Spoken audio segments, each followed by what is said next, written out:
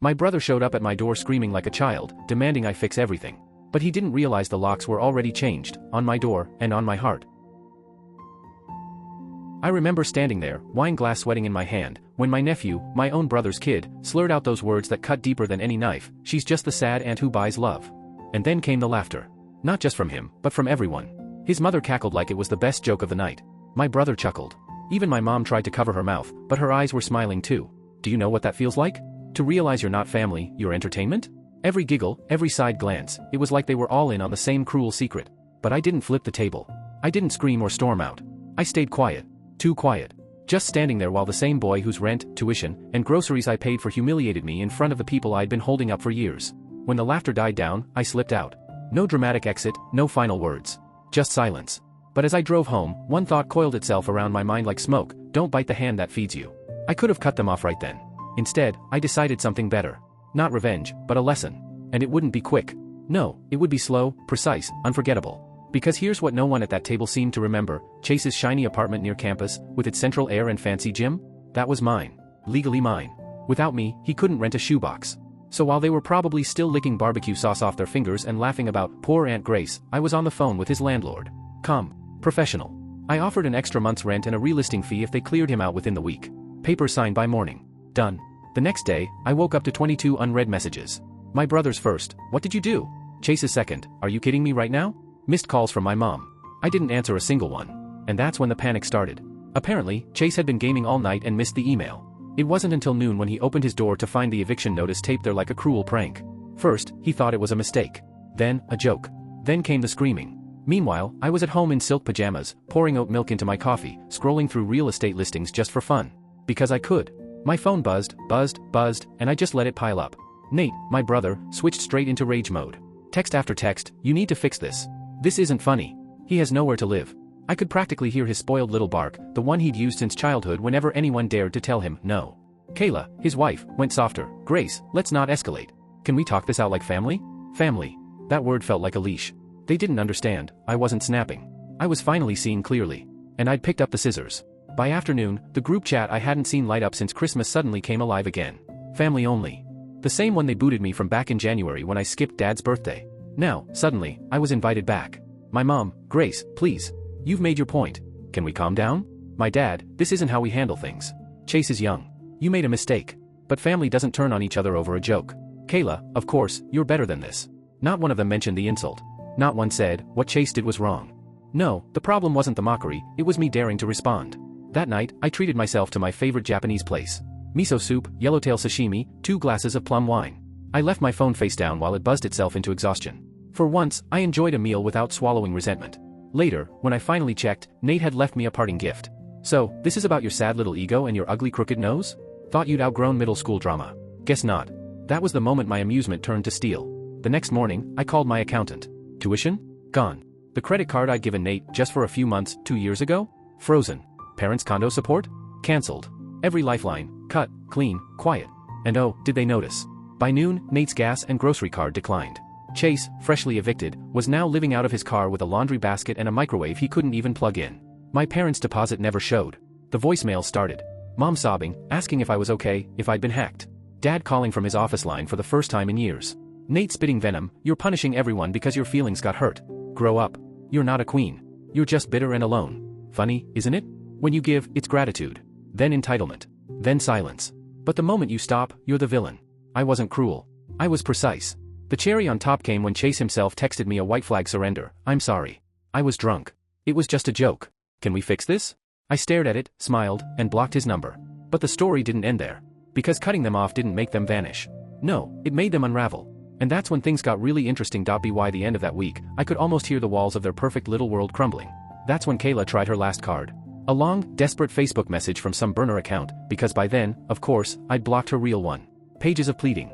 She wrote about how I was tearing the family apart, how they were only joking with me because we were close, how I was overreacting by cutting ties over one bad night. But here's the thing, this wasn't about one night. It was years. Years of taking and taking, of smiling in my face while living on my dime. She knew it. They all did. That weekend, my parents tried something new. A trap disguised as brunch. My mom texted: "Just us. No drama. We want to talk." I should have known better, but curiosity got the best of me. I showed up. And there they were. Nate, Kayla, Chase, all sitting there with their coffee like some intervention panel. My mom waved nervously like I'd actually sit down. I didn't say a word. I just turned around, walked right back out. Let them pay for their lattes. 3 days later, my dad finally cracked. He sent me a text that was meant to sound calm but stank of panic. "We didn't handle things well. Your mother's upset. Let's fix this. We want our family back." I stared at it over my morning coffee, set the phone down, and walked away. That was the difference now. I wasn't rushing to smooth things over anymore. The old version of me, the one who apologized, paid, forgave, swallowed everything? She was gone. 2 days of silence must have broken them, because Nate himself showed up at my condo. He'd never been invited, never even asked, but apparently my parents thought it'd be a good idea to hand him my address. I watched him through my security camera. Hoodie, wrinkled jeans, pacing on my porch like he was waiting for applause. He knocked. Rang the bell. Checked his phone. Probably texting my mom like, "She's not opening the door, what do I do?" Then he shouted toward the door, like we were sitcom neighbors instead of blood. "So this is it? You think you're better than us now? You think money makes you untouchable?" I didn't move. Didn't answer. Didn't even blink. After 10 minutes, he gave up, flipping off the doorbell camera as he left, like a sulky teenager. I actually laughed out loud. The next day, a letter arrived in my mailbox. Neat handwriting, folded carefully. My mother's. She wrote about forgiveness, about family bonds, about how Chase didn't mean it and Nate was just under stress. She told me I was taking things too far, that I should think about everything we'd been through together. But then came the line that told the whole truth: "You've always been the one who holds us together, especially now when things are tough." And there it was. Not love. Not remorse. Not even respect. Just fear of losing their safety net. I sat down and wrote my own reply. Short. Clean. No theatrics. You don't get to mock me and live off me at the same time. I'm not your ATM, your therapist, or your fool. I'm done. I mailed it. No signature, no flourish. Just finality. The very next day, I checked the old family group chat. My name was gone again. Deleted. This time, no excuses, no "oops must be a glitch." Just erased. And for a moment, I thought, maybe this is it. Maybe it'll finally be quiet. But I was wrong. Because cutting them off didn't make them disappear. It made them unravel. It began so small, it almost didn't feel real. I was walking down the hallway at work, balancing a coffee, when a coworker I barely talked to stopped me. "Hey, Grace. I didn't know your nephew dropped out of school." I blinked. My nephew? Dropped out? News to me. I gave a polite shrug, muttered something neutral, and kept walking. But my mind was already spinning. The next day, a cousin I hadn't spoken to since our grandmother's funeral tagged me under a photo on Facebook. It was Chase, my Chase, wearing a fast food uniform, bussing tables. The caption was lighthearted, but the comment hit like a dart: "Didn't he have that nice place downtown? What happened?" Apparently, the version of events making its way through the family was selective. A time off to figure things out story. Financial difficulties. No mention of who used to pay for what. No tequila. No insults. No laughter. They were rewriting history, except they weren't good at it. The holes were obvious. People were starting to ask questions. And Chase, who once flooded Instagram with poolside selfies and overpriced sneakers, had suddenly gone radio silent. Then, out of nowhere, a text from a number I didn't recognize. "Hi Grace. This is Mrs. Ferris. I'm Chase's advisor. I was told you might assist with some academic paperwork related to his housing. Can we speak?" I stared at it. Archived it. He wanted to be grown? Let him handle withdrawal forms and leases on his own. And then something I never expected, a knock at my office door. My assistant poked her head in, hesitant. "You have a visitor? Says she's your Aunt Lauren." Aunt Lauren. We hadn't spoken in years, barely exchanged hellos at weddings. But there she was, in my lobby, holding a latte and a folded scarf. She looked tired. Older. Not smug, not pleading, just done. We sat for 5 minutes in the cafe across the street. She said she'd heard what happened. Said Nate had always been like this. Said she was sorry I'd been the one to finally stop feeding the fire. And then she said something that drilled into me like a nail. "They only call it betrayal when you stop letting them eat off you." I never forgot that. But the real shock came 2 days later. A large box on my doorstep. No return address. Light, but taped tight. Inside were every single birthday card I'd ever sent Chase. Letters. Holiday envelopes. Graduation notes. Even a photo of us from when he was 8, both of us laughing, arms around each other at the lake I'd taken him to when his parents were too busy. They'd sent it all back like it was junk mail from a stranger. No note. No explanation. Just quiet contempt wrapped in cardboard. I stood there for a long time, my fingers on that photo. Then, slowly, I put everything back in the box, sealed it again, and wrote one word across the top in thick black marker: donated. The next morning, I dropped it at a shelter. Let someone else find value in what they'd tossed. And that evening, I did something I hadn't done in years. I booked a solo trip. Not for business, not for family, just for me. Somewhere warm, far, where no one would ask about nephews or holidays or why I was traveling alone. Window seat. First class. When I clicked confirm, I smiled. They could keep their silence. I'd keep my peace. The trip was supposed to be a reset. I told no one where I was going. Didn't even check in with work. Just a carry-on, a flight west, and a 5-star suite by the ocean. Private balcony. No plans. For the first time in my adult life, I woke up with no obligations. No one to call. No one to answer to. Just the ocean, coffee, and silence that didn't ache. 3 days into that stillness, the first shadow crept back in. Not a call. Not a text. An email, flagged by my assistant, forwarded with a hesitant, "Thought you should see this." A financial office from Chase's college had reached out. Not to me directly, no, they'd contacted the billing department at my company, assuming I was still his financial contact. Attached was a formal letter requesting reinstatement of a previously agreed private sponsorship. No apology. No explanation. Just a quiet attempt to pull the leash again, dressed up in polite administrative language. I didn't reply right away. I walked the beach barefoot for an hour until the red in my vision cooled. Then I sent the cleanest email I've ever written. I am no longer involved in Chase Ellison's financial matters. I have not signed or committed to any legal agreement. Please remove my contact from all billing correspondence moving forward. I CC'd their legal office. Closed my laptop. Ordered a drink. I thought that would be it. But I underestimated them. 2 days later, my company's security office called. My father had phoned reception pretending to be an investor, trying to confirm my return date. Told them his daughter wasn't well, that it was a private family matter. They flagged it. HR got involved. And just like that, their circus had crossed into my professional life. That was the moment everything crystallized. This wasn't about love. It never had been. It was about access. I wasn't a person to them. I was a card that stopped swiping. I booked a new hotel that afternoon, paid in cash. Rebooked my return flight under my middle name, through a different airline, to a different airport. It wasn't paranoia. It was strategy. I'd seen enough of what they were capable of when they were desperate. When I landed back home, I told no one. Phone off. Shades drawn. For the first time in years, my apartment felt like mine, not a charging station between family emergencies. I poured a glass of wine and started cleaning house digitally. Blocked every number I hadn't already. Deleted old group chats. Scrubbed backup contacts from my cloud. Erased calendar invites for Nate's birthday, Kayla's anniversary dinner, Chase's fake graduation.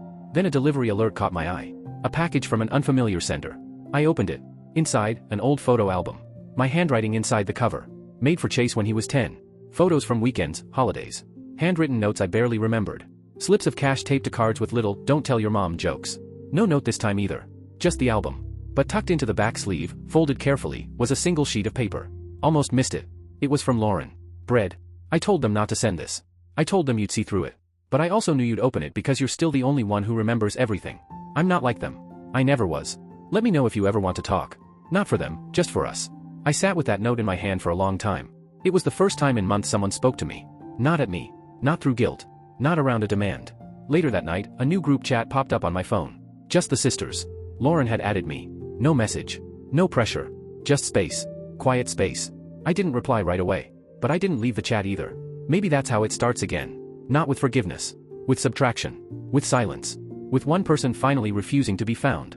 And for the first time in my life, that felt like PowerPoint. 2 months went by like a quiet exhale. No cards. No letters. No manipulative gifts wrapped in, "We're worried about you." Not even a stray email from HR. No surprise visitors in my lobby. It was as if they had finally understood, this time I wasn't bluffing. And in those 2 months, something shifted inside me. I breathed differently. Slept through the night without waking up at 3 a.m. Started reading again. Started sketching again, the kind of absent-minded, ink-on-paper doodles I hadn't touched since my 20s. My hand felt clumsy at first, then steadier. The "just the sisters" chat stayed quiet. A check-in from Lauren now and then. An article. A meme. We never talked about the others. We didn't have to. The silence was an agreement in itself. Then one rainy Friday evening, everything tilted. I'd just gotten home from work, juggling my keys and a paper bag of takeout, when I saw him. A figure across the street under the dim street lamp, motionless in the drizzle. Chase. Not frantic. Not furious. Just still. For a second he didn't see me, and I stayed in the lobby, heart ticking. Should I go back inside? Walk past him? Pretend? Curiosity won. I pushed open the door and stepped into the rain. He turned then, and for the first time in years, he looked different. Thinner. Paler. The sharp arrogance that used to live on his face had drained away, leaving confusion in its place. He opened his mouth, maybe to launch into some rehearsed speech, but I raised a hand. "Don't say anything you practiced," I said quietly. "Just tell me why you're here." He hesitated. Rain dripped from his hair. Finally, he said, "I just wanted you to know. I get it now. And I'm not here to ask for anything." That was new. He looked at me for a long time, maybe waiting for a reaction. Waiting for me to soften. I didn't. I just nodded. "Good," I said. He didn't try to hug me. Didn't linger. He just turned and walked away into the rain. I didn't cry. I didn't feel triumphant. I just felt done. Later that night, my phone buzzed.